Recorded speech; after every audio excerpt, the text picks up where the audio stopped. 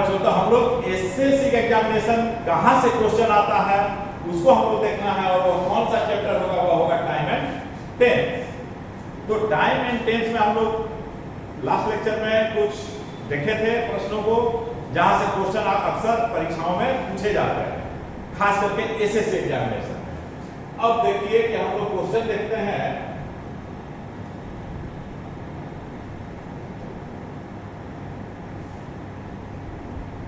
देखिए क्वेश्चन है यहाँ, ये तो डायरेक्शन है, ठीक है। Yesterday when the teacher saw the students making a noise, he punishes them। तो देखिए यहाँ पर सीक्वेंस पर ध्यान दीजिएगा।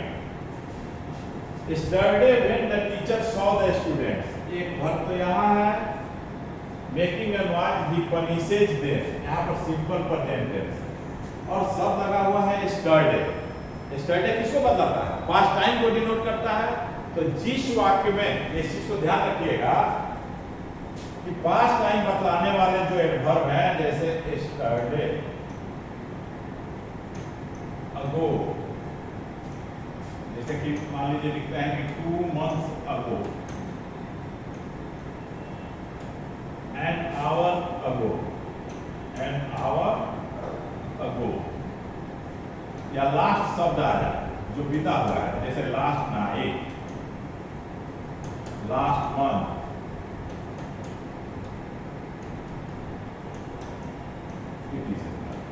तो ध्यान रखिएगा कि यह yesterday ago, चाहे 2 months ago हो, 5 months ago हो, 1 year ago हो, an hour ago हो, या फिर लास्ट लग जाए, यानी last night, last month, last week, last year, ये आ जाए, तो ये पास्ट टाइम को डिनोट करते हैं। तो जिस वाक्य में ये एडवर्ब्स आ जाएंगे, उस एडवर्ब की क्रिया किस टेंस में होगी? सिंपल पास्ट टेंस में होगी। भारत टेंस जानते हैं, उसमें कौन सा होगा? सिंपल पास्ट है। तो सिंपल पास्ट का जानते हैं कि रूल क्या है कि सब्जेक्ट के बाद मेन वर्ब का सेकंड फॉर्म आता है। यदि निगेटिव होता है तो सब्जेक्ट के बाद डिडंट आता है, यानी डिड प्लस नॉट आता है। उसके बाद यहाँ पर वर्ब का पहला फॉर्म आ जाता है, आता है ना।